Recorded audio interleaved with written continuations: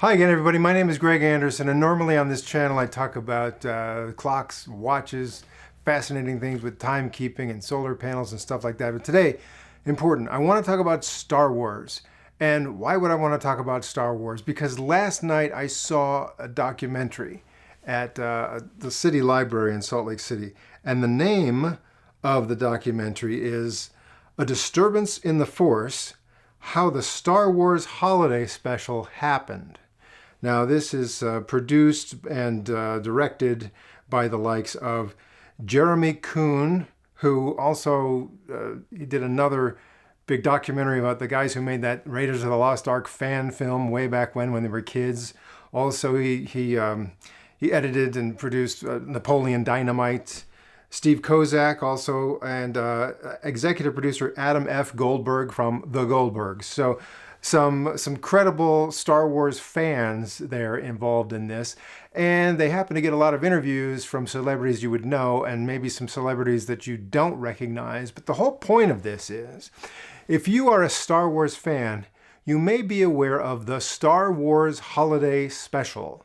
Maybe you weren't aware of that because by most accounts it turned out to be really, really bad television. It was a television variety special in the 1970s, 1978, and it had all the trappings of everything that was cheesy about variety TV shows of the 1970s. So mix that with Star Wars, and it's just one of the all-time notoriously bad pieces of television, right?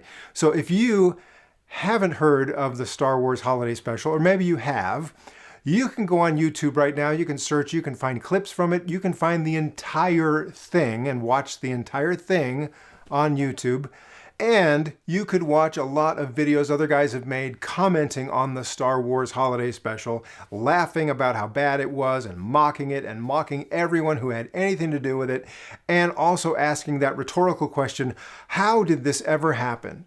How could anyone have ever done this? Well, maybe it's not a rhetorical question. Do you really want to know how this happened, who did it, and how everything went bad, if that's your final assessment on it, or just why it happened the way it happened?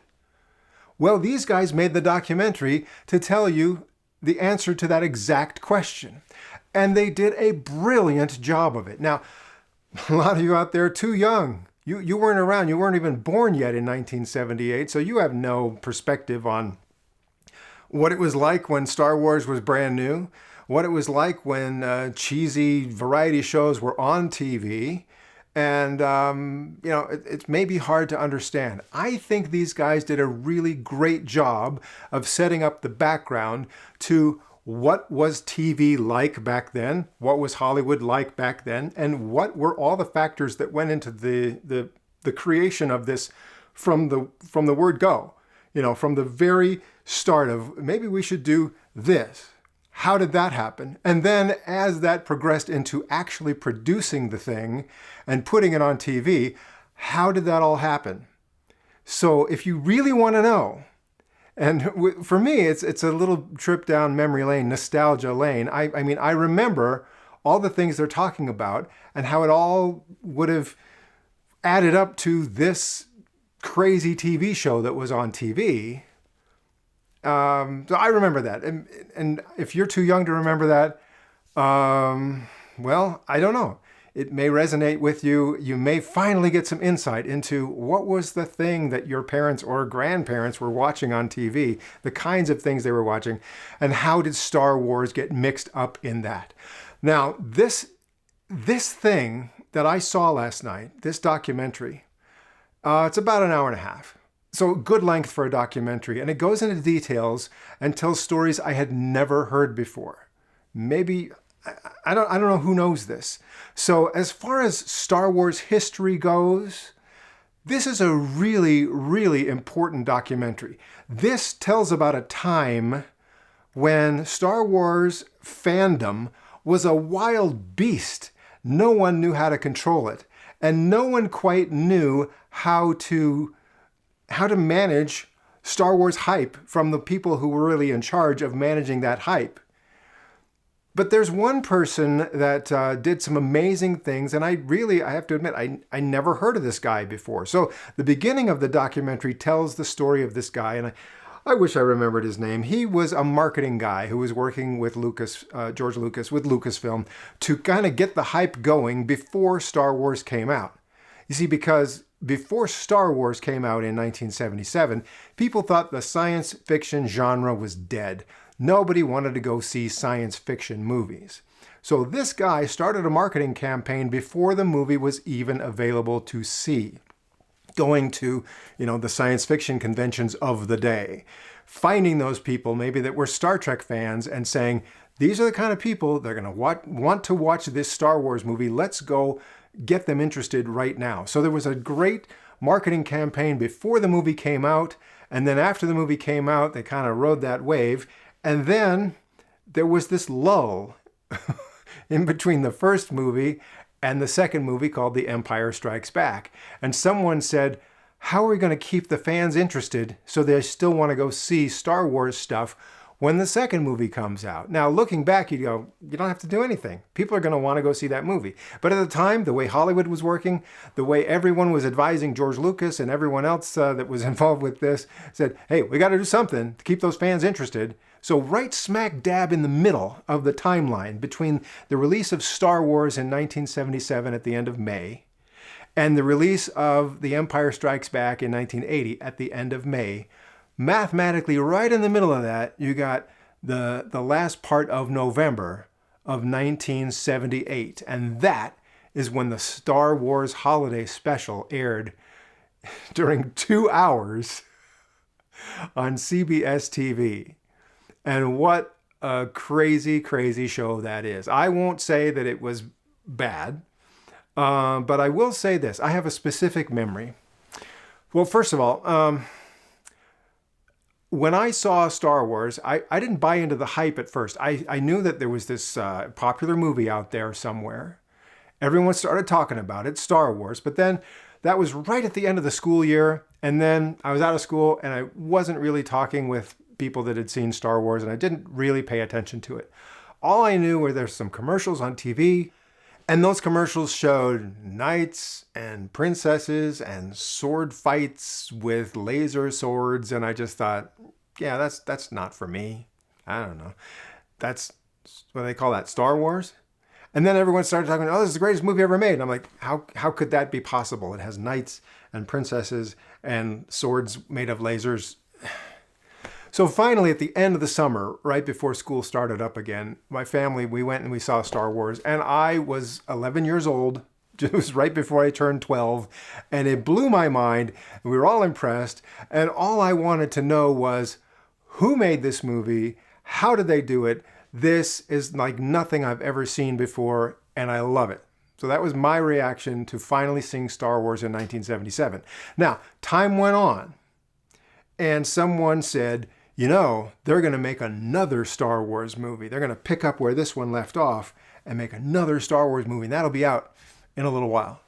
And I thought, nah, that'll never work. Like they made Jaws 2. Any of these movies where they make, part 2, it never works. They never get the same people to come back. They're just going to ruin it. So that was me looking forward to a second Star Wars movie thinking, nah, it'll never be as good anyway. Who cares? And then, right, before The Empire Strikes Back came out and made everyone say, hey, Greg, you were wrong about that. This one is great. They brought everyone back and it just recaptured the magic of the first movie. And we're just having more of what we loved. But right in the middle, between those two movies, was this holiday special. So, the night that this aired, I had been asked to babysit for someone from our church, right? So this couple goes out and I'm taking care of their 5-year-old boy. Basically, the couple leaves. I help him, read a bedtime story, go to bed, and he's in bed. And I'm just staying at the house, making sure everything's fine before mom and dad come back home. So that was my job as a teenager, babysitting on a November night in 1978. And then I know that, this Star Wars thing is on TV. So the kid's in bed and I go over and turn on the TV and start watching it. And And I'm just thinking, yeah, I was right. They're trying to make more Star Wars, and it's just not as good as the stuff they did before. And I watched some of it, not all of it. I think I changed channels. I just wasn't that interested. Maybe I came back to it. I don't know. But that was my experience with the Star Wars holiday special, because in a lot of ways it resembled a lot of just kind of regular, not that great TV variety shows, and it didn't make a lot of sense, and it really didn't feel that much like Star Wars, and so that was that. And I just knew that, yeah, you can't capture the magic a second time with Star Wars. But fast forward to today.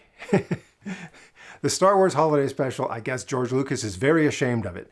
The cast members that were from the real Star Wars movie that appeared in this show, Mark Hamill, Carrie Fisher, Harrison Ford, Peter Mayhew, Anthony Daniels as C-3PO, they've all disavowed this thing. They all are ashamed of it. And it's really too bad, because as far as historically where this fits in the world in general, I think it's something to embrace.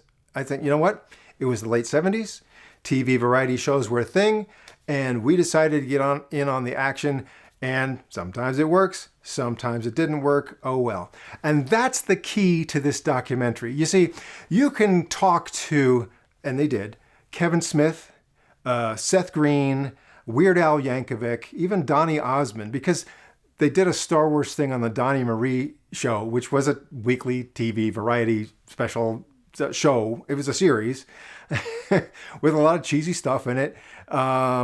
And so they had Donny Osmond's perspective on that. And I got to tell you, I really, really admire Donny Osmond and the whole Osmond family. They are truly talented people. And you know, when Donny and Marie became the hosts of their own weekly TV variety show, they were literally teenagers, both of them, hosting a national show. The fact that that happened, and they did it as well as they did, is mind-boggling. So the fact that some of it turned out to be kind of cheesy and silly, like every other variety show on TV, there should be no shame in that, because there are some great moments in there where they really could dance and sing, and the things that they were good at, they were really, really good at. So the fact that they got Donny Osmond to participate in this show, just a tip of the hat to the producers of this documentary that I saw last night, who actually, they were in attendance, just this Jeremy Coon and Steve Kozak. They were there last night, and they had a brief question and answer, and I just thought, George Lucas never wants to think about this thing again. The cast members never want to think about this thing again, but it is an important part of Star Wars history, and I'm so impressed that these guys made this documentary and preserved that part of Star Wars history. Now, you can make fun of the people that were involved in the show, or you can do what they did when they made this documentary. They actually talked to real people, from the producers and writers down to people that worked as dancers on the show and extras on the show and technical people on the show. They got them on camera to talk about their experiences. If you really want to know, how did this thing happen? They had the bravery to track those people down and get them to talk about it. And I was so super impressed by that. I was also super impressed by the people that they talked to who were willing to talk about it, who were willing to tell you the story of why things went well or went bad, and just how, you know, one thing led to another, and that's why you got the final results that you got. It was unfortunate that they couldn't get everybody that was involved. Some people, I mean, this is 1978. Some of the people that were highly involved in this, they passed away. Some are so old that they really don't have the memory and they really can't tell the stories anymore. But they found enough people that were involved in the show that could tell you the story. And if you really want to know, how did this happen? It's not a rhetorical YouTube question. It's a thing that has an answer. So this special screening that I went to last night in Salt Lake City, I had a blast. A lot of people in the audience that were about my same age. I'm a little bit disappointed that not a lot of people younger than I am were there or seemed to be interested in it, but that's okay. This thing's going to be on, I believe, Amazon Prime, and also, so you got the digital way to watch it, streaming, or I think they're even making a DVD or a Blu-ray of this, so you can watch it that way. I'm so impressed that they were able to get the the real tangible examples of television at the time from other TV variety shows, with the Brady Bunch or with the Osmonds or lots of other examples that they showed the clips. So you get a little bit of an idea of what the atmosphere was out there.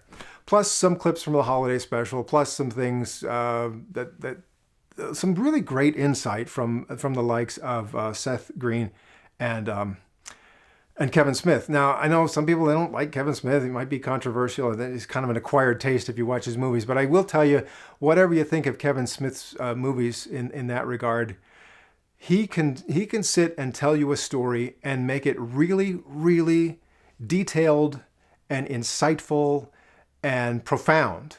And that's what I found in Kevin Smith's participation in this. And just a lot of great stuff. So I recommend it. Track it down if you're a casual fan of Star Wars, but you really want to know something about the late 1970s and what Hollywood and TV were like. It is a wild ride. And if you're a great fan of Star Wars, I think it's time to not be ashamed of this, to go ahead and embrace it. This happened, and you know what? No shame, because this would have happened to anyone if they were in the position that the Star Wars world was in at the time. So again, the name of the show, and there's a trailer. I'll put a link in the description of this video so you can watch the trailer. A Disturbance in the Force: How the Star Wars Holiday Special Happened. And if you get a chance to watch it, I think it's a really, really fascinating time capsule piece of history. And hats off again to the guys who produced and directed and edited this thing and presented it to me, and that I was able to see it last night. I think it comes out sometime next week, early December of 2023. Check it out, and I think it's time for the official folks at Lucasfilm to embrace this and say, it happened, here it is, enjoy. On the other hand, the fact that it's kind of this bootleg, weird thing that you have to go out and look and find this and explore and discover this on your own, maybe that's also a great thing for Star Wars fans to do. So at least hats off to Lucasfilm and Disney for not making all these YouTube sites shut themselves down. So, so you really can watch this thing if you really want to watch this time capsule of the Star Wars Holiday Special. But if you're going to watch the Star Wars Holiday Special, if you're going to make fun of it and mock it, you must follow up and be honest and watch this documentary to go with it. And then you will be an honest person with a great perspective and have a ball, have a good time. So that's all I have to say about that. Yeah. Enjoy. And, if you're interested in watches and clocks and stuff I usually talk about on my channel, come on back. And I'll see you then.